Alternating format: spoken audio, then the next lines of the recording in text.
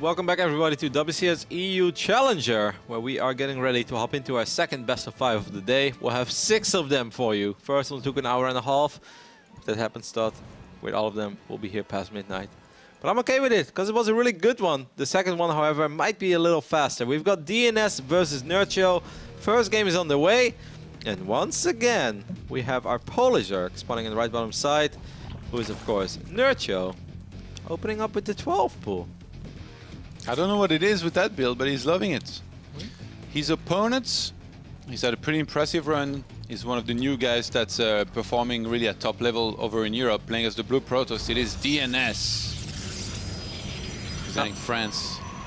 Of course, Nerchio made it into Challenger by being top 8 on the ladder. He was never really in any danger of not making it. DnS, however, had to go through the open qualifiers, and he was damn close to making it directly as well. He was in the top 8 actually, with like an hour and a half to go, but then eventually he dropped out. But that really, really comes. The bubble boy. Yeah, he kind of was the bubble. I think he finished 9th actually, so absolutely bubble. Elaser knocked him out in the last part, but he's still in, and Elaser is not.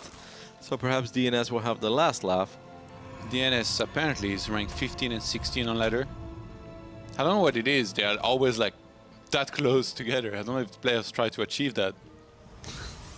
I think it makes sense as well, because you probably have like 2 accounts, and one day you feel like playing on one, and then you go for the other. But at the end, if you reach your top, you reach your top, yeah. Right? So if that is the top right now, where he can't really break Zero or Showtime yet on ladder, and that's pretty much going to be it. The Lings are making their way across the map. We saw Showtime dealing with this multiple times. He actually, he messed up, Todd. Didn't get the wall off that he was hoping for. Now the Zealot, I mean, he is getting a second Zealot. Shouldn't lose that much, but I think that Nerchio's already happy with that. Gets the surround, perhaps? Wow. We saw Showtime pull a lot of probes yesterday to go for the defense against this. And doing really well. DnS losing his original less Zealot, but I guess for the most part, like, these Links haven't really done that much other than that. Nope. Got one probe. And the Zealot, it looked spectacular for a second there. I think this Link should have probably just gone for the main, because then you can fight against probes for 4 or 5 seconds before the Zealot shows up. And even if you get 2 or 3, that's already very nice. DnS overmining here from that gas. He's going to have to fix that ASAP. The Adept will come to butcher every single one of the Zerglings here in a second. More Links actually streaming across the map. Todd, he's going to try to on-power. But this one, I mean, there's 2 pylons here, so that's probably not going to happen. This is quite cute, though, by Nerchio. Switching things up. And the extra Links, they're going to be annoying. The Adept doesn't save the pylon, but it will push these Links away. This encourages DnS to go for a counter-attack, actually. Oh, that Link, if he could see this target, he's going to see it. Or maybe not. No, he's going to see it. Ooh. 1 HP. Keeps happening. And we thought it was only Protoss units. That Zerg health region. During the last game, we saw a little bit of a tweet as well. You remember the big fight on the right top side, right? Where I said, like, it looked like Zero move commanded. Yeah. And he tweeted as well. He's like, I accidentally move commanded all my units. So maybe if he would have just attack moved there, the Banelings and the Ravagers would have done a lot better. And potentially we would have seen a different outcome of that game. But it was one hell of a series to kick the day off with, that's for sure. Showtime tweeted as well. Man, playing versus Cyril is way too stressful for me. Anyway, advance to the Grand Finals. Probably rematch later today. A lot of respect here for one another. Nerchio even tweeted out that Sarah was the best Zerg in the world. I'm not sure if he, if he meant that, but normally whenever, yeah, but I mean, normally when he tweets stuff like that, he's pretty serious about it. Probably just a lot of respect. But obviously, there's a couple of great Zergs in Korea. Saw some of them this morning. Boy, oh boy, they play. Oh, Gateway got cancelled here. That was part of the wall for DnS. Realized he was happy with the 3 he's getting. He didn't want to get 4. First Oracle's making his way across the map. Quite a few Links here for Nerchio. That's going to make it hard for DnS to go up to that extra base. Curious to see if this Oracle can achieve anything. He goes for the surround. These Adepts don't have Resonating Glaives yet. And they're too far away from shading here. That's a few of them will die before they actually shade out of the location. 1 probe out of position as well is going to get punished. Not flawless so far from DnS. Obviously, Nerchio is quite low in economy, but this is going to delay this Nexus even further. Maybe Nerchio can, I want to say, get a layer and drop creep, but the layer hasn't even started yet, so that's a little unlikely. Ton of Links and a Baneling Nest now on the way for Nerchio. Do you think Nerchio is letting, you know, like he talked about a little bit about his frustration with the matchup and stuff. Do you think he lets it get to his head that he might start playing differently? Because it still looks pretty clean, and I still think he's pretty damn good in the matchup, even though yesterday after losing to Showtime, he was talking about that. I mean, it's funny you say that, right? Because even in the past, I felt the exact same way. When you see Nerchio truly in the zone and he starts dropping and those Hydra Roach builds, he's doing that so incredibly well. And I feel like, yeah, okay, you're not a big fan of the matchup, but you're so damn good at it. But then there is indeed a chance that he just feels like, well, you know, I have to do so much, and maybe I'm just going to make a bunch of links. This Oracle suddenly got 5 kills, by the way. All of those drones were exposed. He's like the Phil Hellmuth of StarCraft. Phil Hellmuth will tilt, or it would look like he's tilting really hard and that he might start playing bad, but he actually would still play super solid poker. It's kind of the same thing. Reminds me of that there.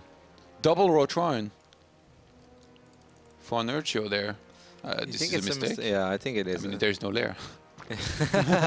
Then it's definitely a mistake. It's a backup Ro4. Unless the first one is too bait and he's going to hope that DnS... Yeah, unless he wants the Oracle to fly on top of it, so he cancels one. And then he thinks there's no Roach attack coming, but actually there is a Ro4. Surprise! I think we're overthinking this one, Todd. I really think this is just a mistake for Nerchio. A whole bunch of adepts with resonating glaives made their way to the other side of the map. Bailing speed is not done. He cancels it. Maybe the Banes can get a decent connection here. These adepts are a little bit clumped up. Good splits, though, by DnS. Very, very good splits. Yeah, so far he's been able to salvage the situation against the Banelings that were headed towards it, but this hasn't achieved any economic damage. Because I don't know what it is, by the way, with Nerchio, but he never goes for lair in his main. Usually it's on the natural, and now he's in the third base. It is late regardless. DnS does spot this. It's also quite funny, by the way, that this is the only hatchery that has been revealed at this point.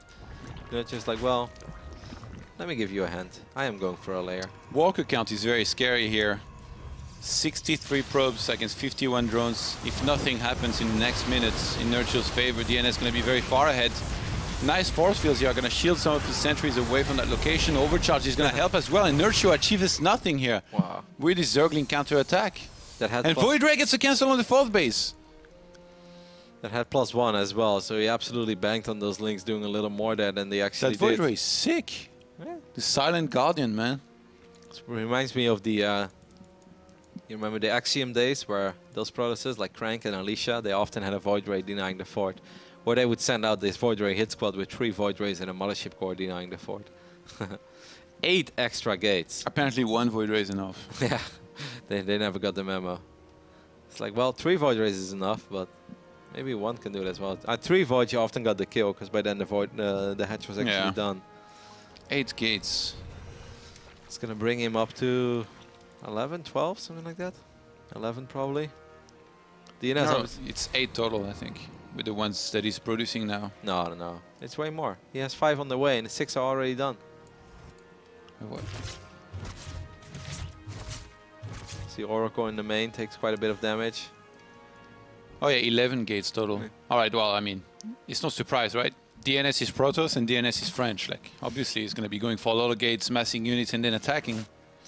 I say that, actually, but for the longest time, he was known as one of those guys that would not attack and play super passive.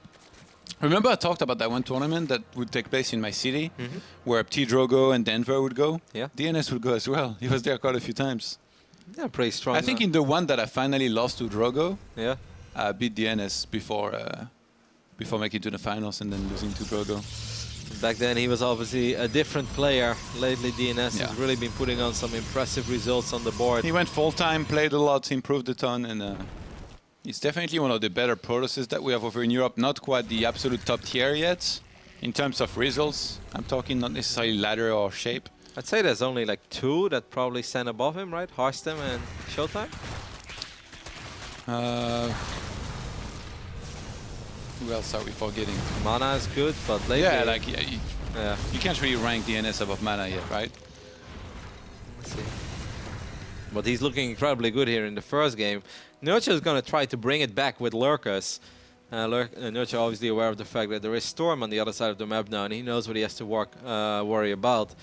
And Lurkers are great, but I wouldn't necessarily say Lurkers are a comeback unit unless, you know, the Protoss just takes an awful fight. But you got to do something if your name is Nerchio now, and you didn't have the best economic start in this game. I do like the way that Nerchio has played it, even though not everything worked out for him. I like to see Zergs every now and then just try, you know, be a little aggressive early on. Try to make something happen. It's going to bait out a few more storms. Good revelation there on top of the Zerg army.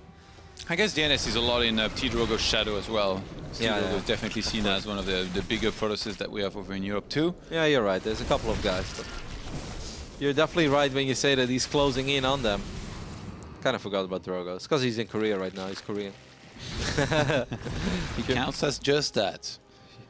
And then over in North America, actually, we got some quite good Protosses as well. Pili is rising. Yeah, Pili's on fire lately. I remember I keep selling that too in the cast. I don't know if you listened to the NA qualifier, but I kept saying like, Roddy was the guy who told me about Pili for the Roddy show matches, and I was like, who the hell is Pili and what is this ID? And then there he is now, dominating. Yeah, Pili has been on a steady rise for quite some time, and I really feel that over the last 4 or 5 months, he kind of stopped streaming, so in a way you almost forgot about him, but because he stopped streaming, perhaps he just started improving so much faster, and yeah, Pili's games lately have been an absolute treat to watch. It's a lot of fun. Puck came back quite strong too, the North American challenger. Yeah, but yeah, Puck had of course a great result once at LAN, top 4 during the Gold Series Invitational in Shanghai. Tournament that Hearthstone won. It's a little over a year ago now. Actually, no, exactly a year ago. It was in April. Oracle's gonna die because he wasn't moving. And a couple additional gateways going down here for DnS, still being very patient. Yeah, DnS has to be a little bit careful. The lurk count is currently at 8. 8 is like one of these numbers where that's obviously something you have to respect, but if you have enough Archons, Zealots and Immortals, I always feel you can beat it. But if you suddenly look at 12, 13, 14 lurkers, that's where you really have to start worrying about your engagements, because that's when lurkers can make the difference. 3 extra Stargates. Oh, if you can catch this army on the right-hand side. Wow. Yeah, already thinking about the transition there. I think DnS is starting to realize that it might be a split map situation. Ooh, well, that's a nice little pickup there. That's a whole bunch of Hydras. The Warp Prism is very important. If you could sneak into the main, do a big Zealot Warp in DnS here before he's maxed out, that could be huge. Adept on the left-hand side, found a hole here to try and do some damage. Also spots those Dropalords. Nerchio has to worry though. I don't know where the lurkers are, Todd. The lurkers are a little bit out of position. Nerchio does have all these Dropalords ready, but he needs to start repositioning the lurkers, because against all these Immortals in Storm, as there is a Zealot run by on the fort as well. Upgraded Zealots versus Spine Crawlers, here you go. But look how deep DnS is, Todd. I think Nerchio's in a lot of trouble. The lurkers are still not here. I don't know where they are. Yeah, Nerchio took forever. Like, he's still leaving the lurkers on the left-hand side, so they're not helping against this. DnS using the mobility of his army against the lurkers in a great way. And behind this, guess what? Carrier production begins. The one Bane drop. Finally, these lurkers get moved. If there was a Warp Prism here, Todd, I think you're spot on. If you warp to 8-10 Zealots in the main, I think it's all over. He's going to keep on sending Zealots on the left-hand side as well, knowing that there is no lurkers there. These guys are going to chop down these Spine Crawlers on that 4th base, and he's going to be under huge threat now. Yeah, DnS is really running away with this game. He's got 4 carriers on the way as well. He already had 1 Stargate, added 3 additional Stargates. He's getting 4 carriers. He doesn't have any air upgrades. I always think it's worth to get at least +1 air weapons, because carriers without upgrades, they're good, but nowhere near the same as Wit. He's probably going to get it eventually. Oh, he time warped accidentally. Where? On the right-hand side. 4th base. I was like, what is this? Because like he started warping in units and then I saw this green thing. I was like, what? There we do finally have our Prism heading towards the main, that very, very exposed main of Nerchio. It's the same hotkey, I guess, to time warp and put the Warp Prism in warping mode. He's gonna... Nerchio's in a lot of trouble. Like, I'm not exactly sure how on earth Nerchio's supposed to deal with carriers. I mean, he's got a bunch of Hydras and they have +2, but he needs more than that. And I think Nerchio knows as well that this game early on just did not go as well as it should have. Yeah, having Storm makes this army so much stronger here for DnS. Even with the carriers, like if you think about it, well, what can Nerchio really do? If he got Vipers, then he will be exposed to feedback. Corruptors can get stormed. Any army on the ground, and obviously he's relying on that exclusively right now. With the Hydralisks, they melt away against these storms. A couple of Infestors are being produced, and a few Fungals can maybe save the day here. But this carrier count is getting out of control. We already have 4 on the map. There's 4 more on the way. And 8 carriers. I mean, Nerchio is not Cero here. He's nowhere near as rich, so he doesn't have those 30, 40 Spore Crawlers to fall back on. And, you know, 2 Spores, that's cute, but carriers do not care, guys. couple of drop lords could be used. I mean, Nerchio made a lot of drop lords this game. He actually only has 4 now. I felt I saw more. There were a couple here in the natural before as well. Maybe they died. One got picked off and they dropped a single Bane. I think this is it, Todd. I think we're looking at the closing moments of this game. I know that Nerchio's going to do his best to hang in there, but... Oh, Lurkers and Hydralisk are going to siege that right-hand side base that I think might have to be evacuated here. Don't you feel like it's almost disrespectful to take this base so close towards Zerg? Yeah, it's a bit weird. Adding insult to Unless you stay there, right? If you kind of camp there, then I think it makes sense, but to take it and leave. But then Nerchio exposes himself to a counter-attack. So a 5th base being sniped for the 4th base of Nerchio now being gone. Mothership! Cancelled, yeah, he had to. 20 probes died actually, like none of them got away, it looks like.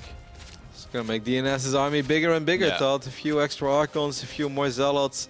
DnS is playing this awfully passive. I would have closed my eyes and A-move with the carriers a long time ago.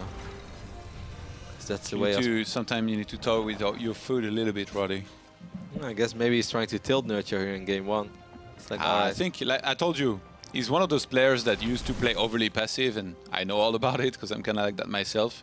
And maybe he's got a few leftovers from that style that he used to play. Or maybe in this case, he wants to be very careful. Yeah. Like Lurkers, like you can't underestimate this guy. You take one really bad fight, they kill everything, and then you've lost. Well, what I also know is that 18 Hydras are no match for 8 carriers with +1. Especially not when there's a couple of High Templars in the mix as well with Storm. Nerchio's getting close towards this Protoss army. And I think the moment they clash, it will be all Ogre. What's the Spore Crawler? Keeping up with the memes, I see. Yeah, well thought. I'd love to say that this is a close game, but I'd be lying. I'd be lying to you, I'd be lying to the people at home. I just don't think that Nerchio has the money. I don't think he has the army to deal with this terrifying Protoss army. A couple of Storms will go down, a few feedbacks. Neuro is being used. Storm actually landing on top of the Protoss army. That's really cool, but I don't think it matters at all. DnS army was just way too strong. GG. Takes a pretty convincing game 1. Good job by the French. Protoss looked, I think, pretty darn good, to be honest. Like maybe a little bit passive at times, but solid enough throughout. That carrier transition was on point. And it's funny because, like, when you see players go for carriers, usually they really want to sit back and take things slow. No, not DnS. He was like, you know what? Let me just go into carriers and at the same time kind of kill you with what I've got on the map. And he did that perfectly. Yeah, he played super solid. I think that moment that you pointed out was a very big one as well, where Nerchio made that huge swell of links, and he actually had +1. So if you make that many links and you have +1, you absolutely want to get something done. You're hoping for... He was so many walkers behind at that point. You're hoping for at least 10 probes, right, and maybe a couple of extra warp ins, but the sentries that he was going for, they dropped decent force fields. There was a pylon right next to them. If that pylon isn't there, it's a completely different ballgame. But that one random pylon between the 2nd and the 3rd base, I think it was fantastic for our French Protoss. So we're gonna get ready to hop into game number 2. It's a lot of PvZ, Todd. It's like, you know, I feel like we already casted quite a few PvZs yesterday. There's a good chance we're gonna see a lot of them today as well. The next series, however, will be a ZvZ. Unfortunately for all the Terran fans out there, for the people who love the Terran matchups, there was only one Terran in WCS EU Challenger. His name was Utermo, and unfortunately he fell yesterday. We saw the winner bracket match. Super Feels close. bad, man. These Terrans struggling a little bit over in Europe. I mean, even in NA they said that they struggled. We had quite a few Terrans was close to qualifying. I think he could have done well. He's very high. He has like 4 accounts in top 24. Yeah. Which is pretty ridiculous. And Beastie was quite close as well, but he lost that last series against Denver. Yeah. Would have been nice to see Beastie make it, but obviously nice for Denver as well to get a shot at those big guns. Our second game, as always, is going to be played on Abyssal Reef. DnS says that we have to leave the game. Maybe it's not going to be on Abyssal. Or maybe it's not. I guess he hosted the wrong version of Abyssal. Many versions out there. The days that we accidentally hosted modified wrong maps are fortunately gone. It's a little easier these days. I had to cast the tournament once in China, Intel Extreme Masters. I think it was Guangzhou 2011, the one where we had Idra against Elfie in the final.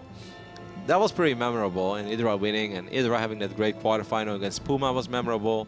especially because Mr. Bitter just went crazy over this stupid game on Lost Temple. Like, he was talking about it for 4 years, like it was the greatest game I ever played. I was like, it was honestly if not... it was, then it must have been. No, like, I love Bitter, but that game, it was a solid game by Idra. Like, you know, he went Ultra and he used the Nidus, but Ben just lost it. Like, I think in his mind, he just blew it up as this action-packed back-and-forth game, but Idra was just kind of dominating Puma.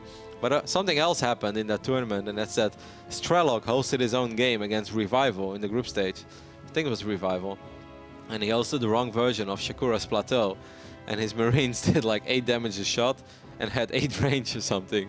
And then they played actually for like 11 minutes. And we were like, man, Strelok's playing so good. You know, the Mutas just got nothing done. Because every time the Mutas got close to the main, you know, Strelok has Marines with supersonic range and extra DPS. Killed everything. So then after 11 minutes, Revival pauses. He's like, hey, this is ridiculous, man. Like, something's not wrong here. And Strelok is like, oh, yeah, my Marines are pretty strong. Revival is like, well, let's rehearse. And Strelok is like, yeah, but I was winning the game anyway. He's like, yeah, of course you were. What map was that? Shakura's. Yeah, but how did it happen? Because like we were playing on the Chinese client. And Strelok, back then, you know, we didn't have a dedicated tournament admin and stuff like that. So this one Terran player? Yep. So, yeah. Strelok is like, yeah, well, I was winning the game anyway. So I was like, well, obviously you were, man. Like, your Marines basically started with 3-3 upgrades and had an extra range or 2. So that was quite funny. So you forfeit? The Wild Wild West. No, they had to play again. And the second game was a little harder for Strelok. That is sick. I didn't even know that story. I've told it a couple times, actually. Yeah? Yeah, it was the good old days. Try and muting you something. Wow, I see how it is, guys. You guys see how it is? He mutes the Roddy. Alrighty. I'm on your stream like every day, please. Like, I know. I'm teasing you. All right. We're loading into Abyssal Reef. That is going to be our second map. Fortunately, it is the official version. Over here on the right bottom side, looking at the main base of our French Protoss, it is DnS. And over here on the left top side, our Polish Zerg, he's down 0-1. Can he bring it back? It's Nerchio. All right, DnS, what do you have for us in store here? I'm already happy to see that Nerchio is not 12 pulling though. Yeah, to be honest, that build I feel is like what has put him behind in a lot of these games. Like, sure, he was at 2 and 3 against Showtime, but in this case, against DnS, he didn't do enough. At first, I thought it might be good for him because he got the Zealot and then 1 Pro, but then from there, he was just behind in walkers the whole time. The additional links that he made were just like really bad. They didn't even supply block DnS. He was on 31 out of 31 for a little bit, but then he had already another pylon queued up, so that did really not that much. Yeah, if there is a single pylon in the natural, then it would have been very frustrating, right? Because then you slow down at depth number 2, and you also temporarily cancel Warp Gate. So if DnS wouldn't have got a single pylon in the wall, then it would have been a lot better for King Arthur. But this time it didn't really work out at all. Let's see what he's planning here on Abyssal. We've pretty much seen it all out of the Zergs and the Protosses. We've been casting a lot of PvZs in a row.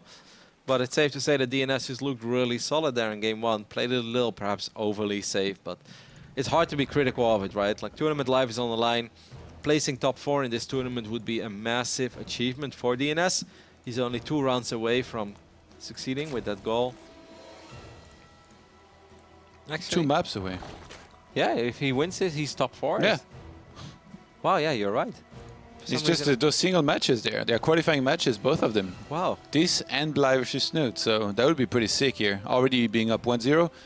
And he would do it in sick fashion too, because he would beat Nerchio, one of Europe's top dogs. And what a run through the lower bracket for him as well, right? I mean, let's not forget that he ran into Showtime in the round 1 of the upper bracket. Yeah, that's a tough draw. Yeah. The guy who's not really losing to anybody right now, and then he corrected the last Nation Wars, punished a couple people from Netherlands. Harstem was first, then Uthermal, then beat Mana. And now he's 1-0 against Nerchio. What's going on with this guy? We need to have another Nation Wars right now. Send him out. Yeah, I mean, with Drogo and DnS in top shape now, then definitely a good chance. Stefano is who actually made it. Actually, Stefano had a pretty good run here as well. Like, he didn't win a series, but he went 3-2 against Serral. I think that's super impressive. And then it was 3-2 against Namchar. He was up 2-0. I think he had like a tough one in the lower bracket as well. Good old Ilyas Saturi. He's always around, man. It's impressive. One of the most failed retirements I've ever seen. Well, the first Adept was able to get a drone, so that's nice. He's keeping it still alive as well. You know, DnS, even just with this single Adept, he's getting some work done already. It is, of course, the Stargate. Didn't mention it yet, but it was on a production tab. And the Oracle's halfway done. Yeah. I wonder what he goes for here exactly behind this. With the 3 gateways, it's always tempting to go for Adepts. Doesn't it feel really bad to go for 3 gateway Adepts if you're not going Resonating Glaives? I mean, it's a popular build. I would be very silly. That's not the question.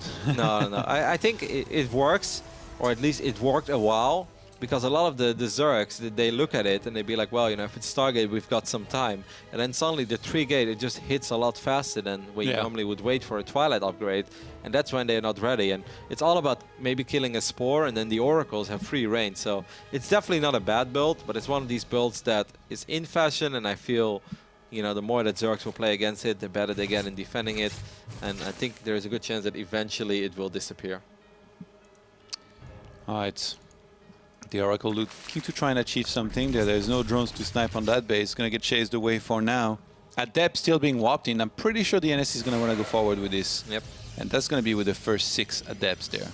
So it's very important that he makes sure that these Oracles stay on full HP, because this is where you want to fight, right? Like, you want to try to get a good fight, maybe shade on top of the Queen, but there's 20 links on the way, and that's kind of what I meant, right? Like, if Nerchio would have made an extra run of drones, he's suddenly in a lot of trouble. But these 20 links, they show up just in time. This is not the first time. Might fight with the Oracles.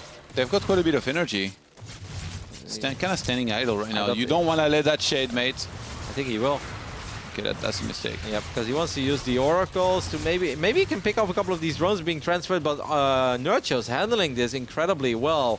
Not losing a single drone at all. These Oracles just being pushed away by the Queens. All Adepts have gone down. Yeah, Nerchio holds on, but he was very limited on the drone production for all that time. And you know, Dot, the shark from above saw that it was good. He approves of this defense. That shark is flying way too high, by the way. Like, he's sharking. He's sharking. He's looking for a prey. From this high? You won't find anything. What is it, a hawk or an eagle or a shark? He doesn't want to battle with StarCraft units. He's looking for some fish. It's not going to be found on the bottom of the ocean. It needs to be a little higher. Or maybe some human flesh. Maybe you can find some weak unit like the Colossus and eat it. Both Oracles are going to try to get something done here in the main, but Nerchio's looking a lot better this game, Todd. He really didn't lose much at all. I'm very impressed with that defense, and it's kind of what I said, right? This 3-gate build, I feel like it's in fashion for a little bit, but Zergs are getting better and better and better and sniffing it out already. And in the old days, they maybe would have gone for an extra cycle of drones, and that's where they would have got punished. Right now, they will not be. And obviously, if you're Nerchio, you're gonna love your position. Yeah, you know what I want to see? Lurker build here from Nerchio against DnS, who I don't think will be as experienced against it as Showtime is.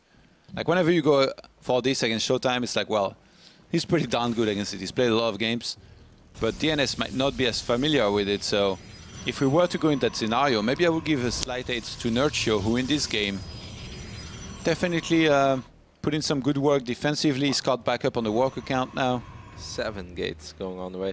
I agree. And for the people who will be maybe like, well, didn't we just see Lurkers last game? They didn't do that much. It's very different. You know, Todd is talking about a straight up Lurker build where this is the goal, and you go Lurkers when you're not actually behind. Last game, it was kind of like a last ditch effort for Nerchio, where he thought maybe my opponent will overcommit. But going straight Lurkers or going Lurkers when you're behind, I mean, it's not even the same strategy. Different ball game. Let's see. The charge on the way. Storm is just so insane against Zerg, I have to say. Like, Nerchio agrees, Todd.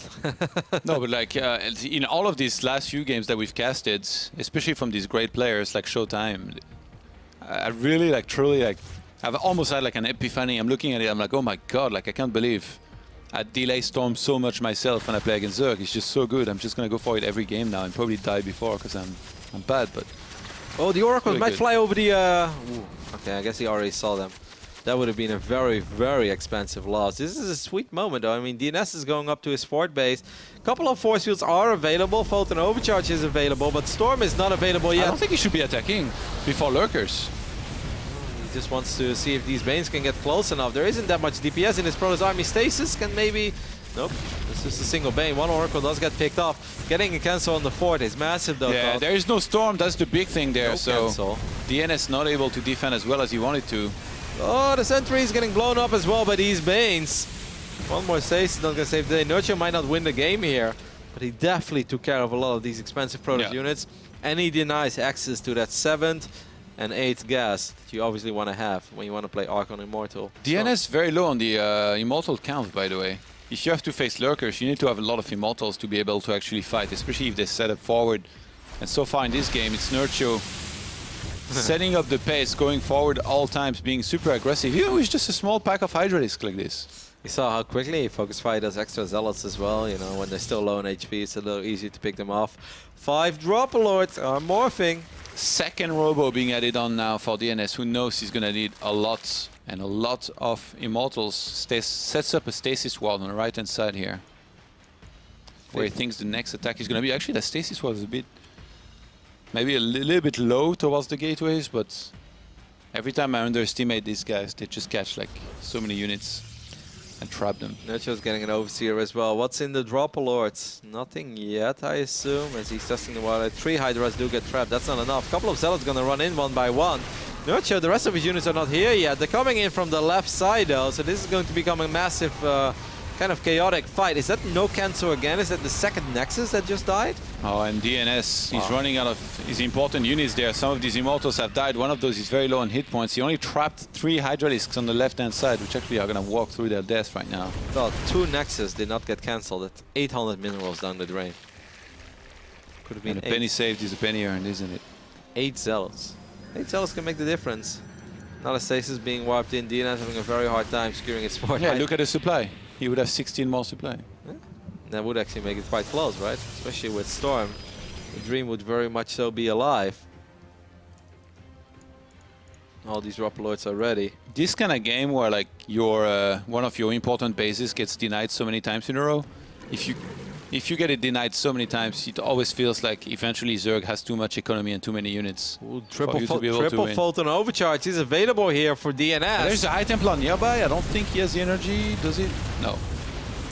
Triple Overcharge is really good, but so are Lurkers. And I don't think there's any detection available here for DnS. He has an Oracle on the map. Hey, he's going to fly that there and use Revelation in a second, but these Lurkers are still doing damage. Ton of probes have already died. Look at the mini-map, Todd. There is so much chaos. Nerchio is just creating chaos left and right, but DnS actually handles it all quite well. As he, this one Void Ray might be able to clean up these Lurkers. Now, the Oracle tagged the Lurkers before dying, so that could get cleaned up. Nerchio is going to evacuate. 2 Lurkers do survive. The save. God, I'm actually impressed with how DnS is hanging in there. Yeah. Look at army supply, it's actually super close now. 85 against 88, and all these Immortals, you asked for Immortals before, Todd. Yeah, he's preserved most of them. At first he was losing a few, like lost like 1 or 2. Actually, that second one must have survived. I think it's the one with low hit points right now. But, oh no, he has a lot of storms. Okay, so this army is super scary here for DnS. Because the Lurker count is not that high anymore either. It's only 2 right now, with 2 more on the way. Nerchio's going for it again from both angles. A couple of Lurkers from the south side, but obviously a Lurker flank is not truly a thing. DnS might just win this here. He needs a good fight. He needs a clean fight. Attacking into a Zerg is still very different than defending, but during all of this he has finally secured that fort, and that's already massive. It seems a little uncharacteristic for DnS to overcommit here. Oh, that's so smart by Nerchio to set up Hydralisks like this in the middle of the map to try and get a full surround with, or maybe even counter-attack. Catch some reinforcements if you can. DnS does spot it with that Archon. The Prism is super exposed. These Hydras are heading towards the fort, but does that mean that does Nerchio have enough at home right now? I mean, if he loses the fort again, that might just trigger DnS to go for it, Todd. But there's 5-6 Lurkers. It's a sick counter, actually. Yeah. The exact right amount of units. DnS is going to start walking back. Warping in Zealous in front of Hydralisk is a bad idea. Yep, as they all get sniped. Now 8 probes go down as well. DnS being a little indecisive. He's going for it. Storms. Storms a little bit late. Ooh, does do a lot of damage. Oh, he's pulling his observers back, making sure they don't get sniped here. Nerchio has a lot of units over here on the high ground as well, but a couple of these Hydras are super low on HP, but it does seem that our Polish Zerg has enough as the Ops get sniped as well. The last Immortals will get cleaned up, the Archon gets cleaned up, and that Hydra attack may very well have saved this game for Nerchio, who was ahead for a long time. Don't get me wrong, I think he was playing great, but it really felt like DnS was starting to stabilize, and you said it, 5 High Templars. if he doesn't make that counterattack, fighting that army straight up would be very difficult. DnS maybe lost patience and felt like he had to attack. He did have a big power spike with the amount of immortals, but then once Nerchio was set up defensively with the lurkers, you can't really attack in that location anymore. So DnS was just kind of wasting time sitting up there. I'm almost shocked by how close that game got. While I felt that Nerchio had everything going for himself early on, like he really didn't take much damage. He didn't just get a double cancel. No, he got 2 kills on the Nexus. 800 the thing minerals. is, though, he sacrificed a lot of units to get those, right? I mentioned that attacking before lurkers might be a mistake. Maybe if he had just camped, let him take the 4th, gotten a ton of lurkers, and then you attack in many places at once, maybe he gets an even more convincing win. Yeah. Obviously, DNS's defense was not bad at all. It wasn't Showtime level, but it was still pretty good for the most part. Especially against the drop. I mean, there was a beautiful moment there where we're like watching the game. We're trying to tell you guys what happens. And I look at the mini-map, and it's just like ping, ping, ping, ping, ping. Like, that's really cool. You know, there were units fighting on the north side of the 3rd base. There was a battle at the 4th. Battle, obviously, in the natural. And then somehow on the low ground, where you have the rocks or the debris, you can go down. There were a couple units skirmishing there as well. So basically 4 battles going on at once. I like how you say skirmishing. Like they were literally ripping each other's head off. It's a friendly skirmish, thought. Yeah. Gonna let the players know that we are good to go. With game number 3, it's going to be played on Proxima. Could be another long one. We saw Showtime versus Cerro earlier. In case you guys missed it and you wonder, God, just can't do anything. Storm and Carriers, unbeatable, thought. Unbeatable. When Protoss gets this many carriers, you can't win anymore, especially if they're Storm with it. It's just a flaw in game design. Unless you play Sporzerg, as you say. So we're getting ready to hop into this game. I keep disabling the sound by accident. Actually, not in the middle. Like, fortunately, this time as you realize. We didn't do an entire best of 3 without sound. Looking at the main base of our French Protoss. Top side of Proxima, it's DnS. Been around for a long time, but as of late, I started playing better and better. And his opponent in the blue finally brought it back in the last game. It is Nerchio. These counter run-bys that Nerchio does with their C4 Hydralisk, I feel like he's maybe the only one to do them. Like even Cyril is pretty good right now. He's pretty insane. At most, he will Zergling counterattack. But these Zergling, these Hydralisk counterattacks, these drops, very typical of Nerchio. And because nobody else really does it, it's very hard to actually react appropriately. Yeah, what I loved even more is that it felt at first that Nerchio was looking for his trademark sick engagement, right? Where he was splitting out units everywhere. And the moment that he saw that, okay, A, it got revealed, and B, it's unlikely that this will be successful, he just immediately realized, like, hey, maybe I should just send these Hydras to the other side of the map and see what they can get done over there. And that was absolutely a game-winning move by King Art here. Abyssal is a map where you can actually do stuff like that as well, and that's just why Abyssal is a good map. Games are not linear, there's so many different scenarios mid-game, there's so many different ways to attack and surprise your opponent. We need more maps like Abyssal, Todd. All 7 of them. Why don't you make one? You know, I used to make maps when I played Red Alert. Really? Yeah, when I was young. Yeah, it was very easy. It was a very, like, I tried actually when StarCraft 2 came out, and I looked at it, it was like, oh my god, this is so complicated. It's like... What did you call your map? Rotterdam 2.0? Yeah, no, I didn't... Neo-Rotterdam. No, I didn't have big maps for it, and I mostly played offline. I just played myself against 7 AIs. So I put myself on the bottom side of the map with only rich minerals, basically like gold expansions, right? All of them. And then I would only be attacked through 2 little bridges through the middle of the map. And then I would just build like 7 Tesla towers around it, and then mammoth tanks. And then the computer would... It's basically like playing tower defense against the computer. Because they just keep sending in units format, and you're just standing there with 7 Tesla calls and mammoth tanks. I had so much fun, man. I killed like thousands of hours playing 1 against 7 against the computer. And then I thought... Did you think you were good? Or? Yes, no, that's the funny thing. I thought I was really good at Red Alert until I started playing online. And then I kept losing my main against 3 engineers 2 minutes into the game, and they take over my main and they sold it. And then you met the world champ eventually, Apollo. No, I never. No, that was Conan the Conqueror. That was much later. But yeah, then I realized that the way that I played, that I was really surprised. Ooh, oh my god! How do I mute this thought in the game? Do you know how to mute this? Do Control. Sorry, Control Shift O maybe. Okay, no, it's not this. Never mind. Do it again. Control up? No, I don't know. I don't think you can. Okay. Oh no, you can turn on the only friends can send message, but then you have to go into options. But it's probably better. Yeah. In case this guy wonders if you can speak Mandarin as well. Where do I do this? Social. Yeah, normally I'm nice. At the bottom. Man, you have a bad gallery is blocked. Only, Bomber? Better not be the real bomber. Sorry, guys. Going to need a split second. Stargate on the way here. Actually just finished for DnS. He was supply blocked for a little bit. Gonna be getting an Oracle. It's not the real Rihanna, by the way, Todd. In case you were wondering.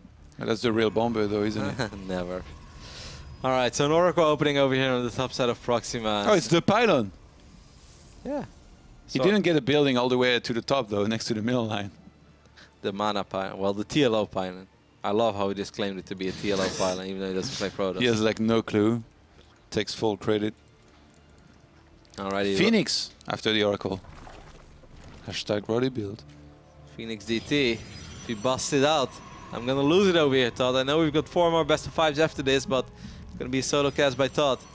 I'll go crazy. It's going to be like Mr. Bitter's own version of a regular game that not really is not a sick game, but is in his mind.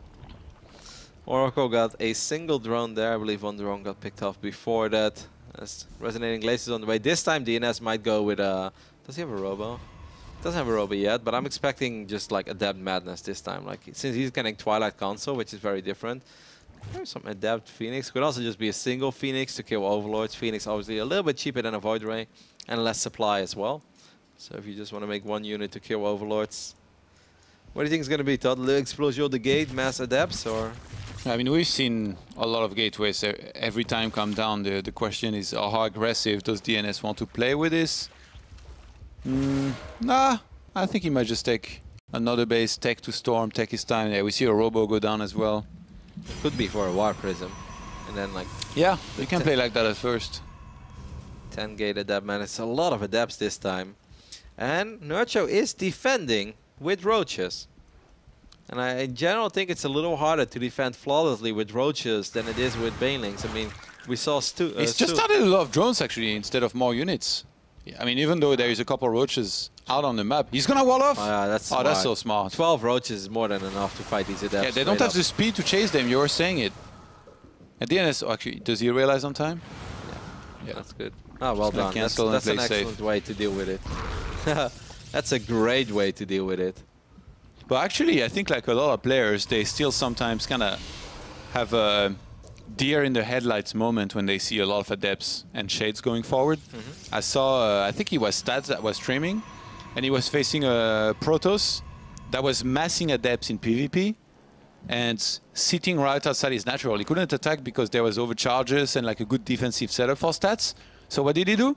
He kept on sending mass Shades towards the main base of Stats, and then eventually snowballed. He shaded there, shaded into natural, main natural with a ton of Adepts, kept reinforcing and then attacked and won.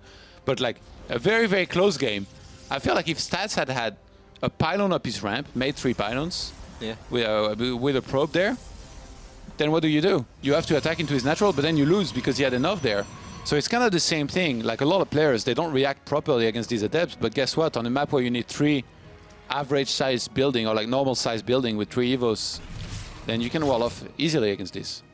That was a way longer story, by the way, than I wanted to go far to explain this, but I think I got my point across fine. The TLDR is sometimes simple solutions. You can wall off against Shades. 5 Ravages on the way now for Nerchio. As DnS is on double robo, you can start pumping out as many Immortals as you want. The Oracle's running awfully low on HP. Good pilot there, though, because he could have flown into those Queens, and that would have been the end. Nerchio's taking the gold, and I like that, Todd. I think when you go up against this ground force and you're dealing with it the way that Nerchio is doing, I actually think that bring the fight to the Protoss and maybe start trading and you have a gold, maybe that's a little bit better. Because the longer you wait and the more Storms and Immortals your opponent will get, the harder it becomes for Roach, Hydra, Ravager. Let's see, Nerchio's posturing forward here, going to be forcing some of these overcharges right away. One of those was used on a pylon that died right after.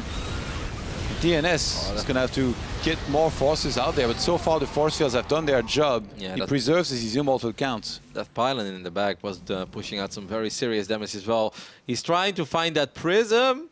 The Phoenix can actually give the heads up to the War Prism. War Prism is not supposed to die here. I think he's gonna die. No, it's not. Wow, that's good news for DnS. He really needs to keep that one alive. But Nerchio, of course, with his gold base now. If you guys just joined us, this is lower bracket round 4. And that's a big one, because that means that if you advance here, you will be top 4 in this tournament. And the first 4 finishes will get an all expenses paid trip and direct seat into WCS Austin later this month. So top 4 thought is what it's all about. They can almost smell that barbecue, man. That salt lick barbecue. In control like so much. And so do I. Look at that one Phoenix helping out. Like, alright, you're forced to fight right now because I lifted one Hydra. The Hydras are actually too far in the front. The Roaches are in the back, not doing what that's they're a good supposed shade to do. though. Helping to tank some of the damage. The Zealots closing. Nerchio with some great reinforcements coming into this fight though. Yeah, DnS might have overextended a little bit there. The Archons melted, but 5 Immortals are still staying strong. Yeah. Nerchio has no tech behind this. I think if DnS knew that, he might just kind of sit back, mass, and wait until he gets closer to maxing out. But in this case, he's still got a lot left over. I mean, I think he would like that. The big issue is, though, that Nerchio does have the gold, and eventually you need a fort, right? Like, no matter how good Immortal Archon Storm is, 3 bases, Legacy of the Void. Yeah, but sit back and take the fourth, I think that's the way. Remember, he's got a Prism at the bottom, ready to maybe finally do something in this game. The Oracle, he just remembered that he had it there too. Some Stasis Ward would have helped. Look at this probe. This probe is going to bring the bad news. It's like, let's see. Ah, that's a lot of Zerg. Insta-cancel this time, though, so at least he didn't lose the 400 minerals. DnS should go for the gold, maybe. Ooh, that's hard. Look at how close the bases would be there. Oh, a couple Hydralisks who are fishing for that War Prism, but Zealots make sure they chase those away before falling. Nerchio is actually not taking any damage at all. You know what they say, man, go big or go home. Go for the gold. 125 supply against 86. It's going to be Photon Overcharge and Stasis Wards. Wow, the first one doesn't get anything. Nerchio is going to trigger the second one with 7-8 links. It's coming in from multiple angles. Nerchio really wants to take the fight here. These Oracles are at the front for some reason. Alright, he finally moves in with some Zealots and Archons there. Nerchio might have overextended a little bit there. DnS looking to try and punish. God, this army of DnS is just so strong. Even if he's only on 3 bases. Oh, you gotta be careful with all these units. Nerchio is gonna save them. He does have the Lurker Den on the way, and he's also getting a Bailing Nest. If I'm DnS, I would probably use the Warp Prism. I'll try to force a fight on the gold. I mean, you just killed a crazy amount of Roaches and Hydras and a couple Ravagers. I think his army is stronger, Todd, even if he's down in supply. Look at these Immortals. The Immortal count is currently at 7. Yeah, he might want to fight before Lurkers. There are Banelings though. Could be very dangerous, especially on Creep. But no Bane speed. That makes it a little harder. He's going to use that Prism now. He's going to get 2 extra Archons and then 4 or 5 Zealots. Nerchio once again. Nerchio doesn't know, I think, about his army. He thinks that DnS is just going to sit back again. But DnS is actually getting ready to attack Nerchio, and this is going to make things very, very awkward for King Arthur as his units are out of position. He has units coming in from the south side as well. Todd, what is happening? Nerchio looking to try and surround this entire army there. Banelings are going to detonate on top of those Immortals. Guardian Shield is going to help a ton. And Nerchio, every single time one of his armies is overly committed, he pulls it back. And this is a super clean fight from the Polish player here. DnS is going to be overwhelmed. GG gets called. Nerchio with a picture-perfect fight here at the end of the game. Wow, that's Nerchio, right? Having units in the right position. It felt like he was looking towards knocking down those rocks and then maybe getting a good fight on the high ground. But that's actually when DnS moved down. And at first it looked very scary. But then Nerchio's like, well, this is kind of what I want, right? Have 2 fights. And he had the right amount of units on both sides to make sure that he wouldn't lose one of the 2 fights, you know, decisively. Sick final fight there. I mean, that is Zerg art right there. If you can zoom out and you see Protoss army in the middle, exposed Immortals, and Hydras on both sides, that's the way you want it. I think that's what Nerchio was going to try to set up anyway, a big surround like this, but DnS even gave it to him earlier than he wanted it by moving out like this. Nice game by Nerchio. Yeah, takes a 2-1 lead, unfortunately for DnS. He's going to be on the ropes now. Needs to win 2 games in a row. Had a great first game. And actually it looked like he was perhaps in a spot to go all the way. Yeah. He's going to have to win 2 games to finish top 4. He did, of course, secure himself already quite a bit of money. Placing top 6 in this tournament guarantees you probably like 800, if I recall that correctly. No, it's... 600, no? Yeah. 600 would make sense. It's 800 for top 4. Yeah, you can do show to see the rest. I clicked on. Doesn't work. There you go. 600 it is. Of course, if any of the players, any of the top 16 already secured themselves $400. We did mention that. First place is 1600. Not bad at all for an online tournament. How much money do you think DnS has secured himself in his sports career? I don't know. It's very hard to guess. I'd probably say it's around 18 or something. 18,000? Yeah. 6,000. 6. Okay. So actually, just making it 1,000 or 1,200 would be great. But obviously, top 4 is more important. Yeah. I always think, like, you know, like whenever you ask that question, it's a little deceiving because esports earnings doesn't cover a lot of like the smaller lands, and also it doesn't know about salary. So obviously the players make a lot more than. Yeah, but it's I guess cash prize or prize money, right? Yeah, but like the small local tournaments, they're still not covered. Yeah, you can submit them if you want. Maybe you should get on that DNS. Be like, hey, bump up that ranking. Because all those local French lands, I'm sure that he's racked up quite a bit of dough right now. I didn't get an invite. Oh shit. Hold on. I invite you. All right. Sorry. I'm here. I got you back. Yeah, it's because I just checked that as well that they can't invite me anymore. I made a mistake. I picked. It's so funny. Like my chair is all the way low. I don't know why it keeps going down. Yeah, that's more like it. It's that kebab from last night, Todd. That's what it is. Oh, it's made me a hunchback. You the kebab. You remember? You know, I felt horrible by the way after eating that. I didn't. I felt fantastic. I felt happy. I bet. All right, we are ready to hop into Honor Grounds. It's going to be our 4th game between DnS and Nerchio. If DnS loses here, then his dream of getting that direct seed into WCS Austin is over. However, maybe he can send it to Game 5. That would mean that our first 2 best-of-5s went to Game 5. That happened a lot yesterday as well. We had a lot of very close series with some longer games. Snoot, in particular. Now Snoot later plays Bly, so I don't know about how long this series is going to be. Probably not as long as some of the series that we saw from him yesterday. Even though, I mean, we know that Snoot loves his defensive styles and loves to play it safe, and there's a good chance that we're going to see one guy running into a wall over and over again. But maybe the wall can crumble, Todd. Walls can't keep everything out. I mean, Bly, you should never count that guy out. No, especially not in those EVZs. Bly has actually been absolutely fantastic, not only in the open qualifier, but also an actual WCS EU Challenger. Very impressed by it. Over here on the left bottom side, looking at the main base of the Polish Zerg, needs one more map win to place top 4 and get that direct seat into WCS Austin. It's Nerchio. And 200 extra bucks. But Nerchio, I don't think Nerchio needs the 200 extra bucks, though. A penny saved is a penny earned, man. Like any extra money you can win will be good. His opponent in the blue, it is DnS. Allez le bleu. Allez le bleu. What is this smiley? Why are they using the smiley with a mustache or something? What? Is this a meme that I'm not aware of, Todd? Nerchio loves these emotes. Actually, DnS started this. DnS scouted the right way here, so fortunate he's gonna see everything that's going on in Nerchio's base and see that he was a hatchery first. Not actually choosing to go for a Nexus first there. Or a super fast Nexus. Maybe it's because of all the 12 pools that Nerchio has been busting out. Yeah. 12 pooling, 4-player map. If you go Nexus first, it can get a little bit ugly, and maybe DnS doesn't want to find himself in that scenario. But if you scout somebody first and you've gone for the build that DnS has gone, now you almost hope you would have gone for pole 12. Yeah, exactly, because that would be the dream scenario. Scouting it first, and then you should be able to keep the links out. This pool is halfway done. Nothing happening so far. What do you think we're going to see in this one, Todd? Maybe some Sky Toss with these positions? Not the worst, I'd say. I would like to see DnS play with the Dark Shrine opener. I think it would be good. Even though Nerchio is really good against it and against everything in general. You know, you can mind game Nerchio sometimes because he loves Spire a little too much. But he's still very good with the Spire. Like, so you should never underestimate his Spire. Like, sometimes you even go Stargates and he starts expanding all over the place, gets Core Raptors and then Mutas and then still kills you. Maybe this is why the Dark Templar drop or the Archon drop followed up by a double Stargate could be really sick, because they all try to counter you with Mutas anyway. Let's stop, man. They're never going to do it. And then 6 Mutas fly in and you're like, what up?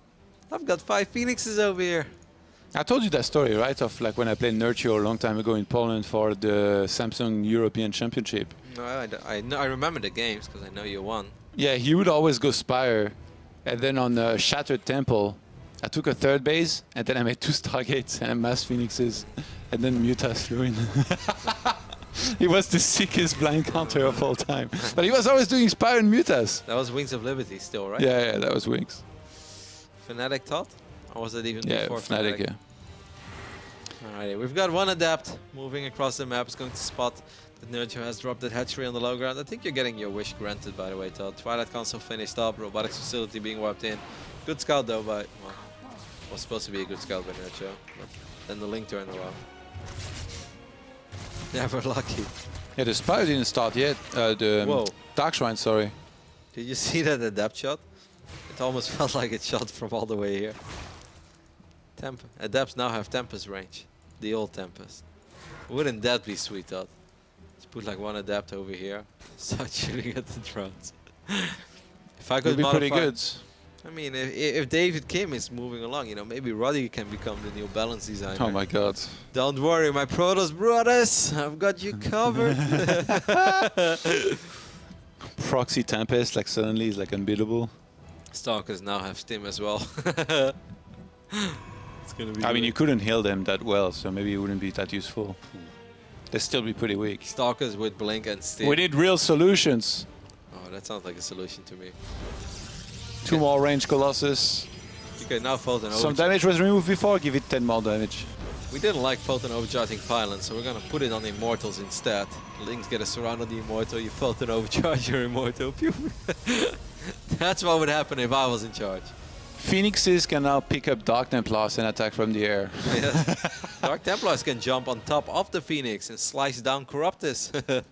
It will cloak the Phoenix and become a melee attack, like Hippogriff's Riders. Like, yeah. That's my dream. You got super fancy taste for like these balance changes. Most people would just be like straight buffing super heavily stuff. Detection is a tiny bit late, but it's so risky for DnS to go for it because his War Prism is going to take a lot of damage, and he knows that. So even though the detection wasn't ready, he's not going to drop any of the DTs. And now the Overseer will finish up. Spire going down here for Nerchio, so this is what I thought, especially against this opener. Now we saw Showtime earlier with some very good big pushes on 3 bases. DnS, like I said, at times he's too passive. If DnS sits at home against the Mutas of Nerchio, I really think he's going to get picked apart. I don't think he can pull a comeback like we saw Showtime have in Game 5 versus Serral. So ideally for DnS, he's going to realize very soon here that there is a Spire and then play aggressive against it. This is actually quite nice. He gets the Spore, but obviously there's still the Overseer you have to worry about. So you can't just wipe in DTs and dream of doing a lots of damage. He didn't spot the Spire, correct? Like, no. Yeah, he didn't. But there's a good chance he knows it, because so many of the Zergs love this as an answer against the Archon drop. So give me one reason right now why wiping in a Stargate is a bad idea, Todd. It's very late. And also, like, he's already committed to making Immortals. You might as well just make more gateways, get a ton of army on the ground, and then attack with it. The Archon's actually getting some serious work done. More work than we've seen in the other games. Well, I say serious work, but 2 Spores have died, and that just feels so dramatic. There is no charge, by the way, for DnS, unlike we saw from Showtime earlier. 5 Mutas now gonna start. Immediately. No, I said yet. Yeah. I didn't say he's not going to charge at all. I know. I was just trying to relive my Just glorious keep hating, hater. in control moment of Home Story Cup. First 5 Mutas are on the way. Gotta be careful with this Prism, especially with the Mutas already out, Todd. You don't want to lose the Prism too early. You definitely don't want to lose it. With Period. Yeah. Too early or too late. Especially not with that precious cargo that is those 2 Archons. +1 flyer attacks being researched for Nerchio and the Spire. So there's a good chance that we're gonna see more than just a couple of Mutas. 2 hallucinated Phoenixes will find these Mutas. Did he see though? I mean, he heard it because they shot, but it seems like he's not reacting. No pylon in the middle line either. Yeah, that's bad. Gonna wipe in a couple of Stalkers, but these Stalkers will not have Blink. And I mean, Serral did a lot of work with his Mutas, but did not end up winning Cactus Valley. But it was definitely good enough, and I think these Mutas thought they might do even more, especially with the way that Undergrounds is designed. 10 probes already died here. DnS, I mentioned that at times he gets overly passive. I I'm convinced that he might need to attack there for him to be able to do well. At least threaten. It really seems like he's almost surprised by these mutas. Look at the army on the ground back at home for Nerchio. It's really small and pathetic. That Protoss army would dumpster this small roach Ravager army. This Ravager is asking who you're calling pathetic. He's ready to corrosive bow all over your apartment, Todd. He doesn't need to do that. There's already some bile landed there. It's very messy. Well, Nerchio, you say that his army is small, but he actually seems eager to attack on the ground, which is obviously a tiny bit strange. He killed quite a few workers. He's getting a Hydra Den. There's really no need for King Artie to do that, and I think that he came to that conclusion as well. Nerchio is looking good here in game number 4. Once again, if he wins this, he advances and he makes top 4 in the tournament, gets that direct seed into WCS Austin. No, the prism. Rip. At least didn't have the arc on Yeah, DnS is struggling, and Nerchio is not going to stop anytime soon. If behind he reaches lurkers, I think that's going to be it as well. DnS, you need to attack, mates. The more you sit at home, the worse this is going to get. I think he's mostly worried that if he attacks, that he's going to lose everything against the mutas. Yeah, but base trade. Go for it. Against the Zerg with mutas. Yeah, but I mean, this is not exactly mutas. It's a very few mutas. Yeah, but we all know that feeling. It's always a very few mutas, and then by the time you're across the map, 7 more show up. I mean, if he had done that before, though, he had way more army. Like now, there's a big supply gap because Nerchio has been putting in work. But yeah, I think it has a little bit to do with the fact that his tournament life is on the line. Probably is afraid to run across the map, not being 100%. If you want, we can resume that game from replay with you as the Zerg when the muta started, and then I'll attack, and then you'll see what happens. I never claimed to be a great Zerg, Todd. I never claimed to be a good Protoss. Definitely good enough to win this game, though, against you. I think maybe not against Nerchio. I think there's a... I mean, like, obviously Nerchio ended up making more mutas, but if that would have been the case, then he's probably going to get more Ravagers, and if DnS would do it over low eco. I can understand he's nervous about it with tournament live on the line. He does have... When I see 8 lurkers in production tab and I look at this army of DnS, I'm like, well, Stalkers are not very good against lurkers. It's even worse than that, Todd, because these Stalkers don't even have blink. He's running across the map with, how many Stalkers is that? 14 Stalkers that don't have blink, and lurkers are done. Yeah, that's, in no universe is this attack a better idea than the one that you suggested. I do agree with that one. Things are looking very, very rough right now for our French Protoss, who's going to step on creep, and he's going to receive the bad news real soon, that it's not only a couple of spines, but that the lurkers are ready. And this army without blink, Todd, against lurkers, corrosive bow, spine crawlers, I don't see any universe where the Protoss comes out victorious. Yeah, DnS didn't see the Spire, didn't see the mutas coming, even though some hallucinated Phoenixes flew past them. He got surprised, and for that, he will lose this game in series. And Nerchio qualifies for WCS Austin just like that. Impressive performance by Nerchio there in the end, having a pretty rough first game in this best of 5, and knowing how his mindset can be against Protoss. I'm pretty impressed with how he bounced back, Todd, in the next 3 games. Abyssal, I thought that Hydra counterattack was beautiful. Yeah. Proxima, that final fight where he's just basically fighting on the north and south side at the same time. He was hitting from the north, hitting from the south. Hitting from the north and the south. He was everywhere. And then we just had this game on honor grounds. We should explain one time what this means. All right, go ahead. Kaelais was casting one day, and he used that, so we've been miming it ever since. But like, he was doing it unintentionally. He was like hitting the north, hitting the south, hitting from the north and the south. And that's and then Jeff picked up on that meme and pushed it very far. He was like hitting the north, hitting the south, hitting the north, hitting the south. Oh my God, we broke him again! And Jeff is like, guys, listen to Kalaris. He's actually broke. Like he broke, something broke in there, and he's hitting from the north, hitting from the south. But it was an awesome series by Nerchio. Well done, good recovery after that first game. Shame for DnS that he couldn't, you know, give a crowning achievement to this pretty impressive run. Also through the open qualifier. But he will still walk away with $600, so if efforts were not in vain. And I personally thought would love to see DnS in the open bracket in Austin. It would be cool. And he keeps on improving every tournament that we see him. So maybe qualifier, he'll make it. Maybe a next qualifier, or, you know, for next challenger. Whereas Nerchio, like, honestly, it would have been a pretty big upset, I think, if he didn't win that, right? I mean, if he didn't. Nerchio is meant to be top 3 with Cheryl and Showtime. Yep, and Snoot is normally in there. Like every now and then, Snoot has his off days, but Anyways, that means that we're getting ready for our next best of 5. We had 2 PvZs in a row, so it's good to see actually thought some ZVZ. I know Pig is out there somewhere. It's getting late in Australia, but he put his alarm clock for these roaches that we're about to see. As Bly is going to go up against Snoot. But first, we're going to head over to a very small break. And after that, we'll be back with another top 4 deciders match between Bly and Snoot.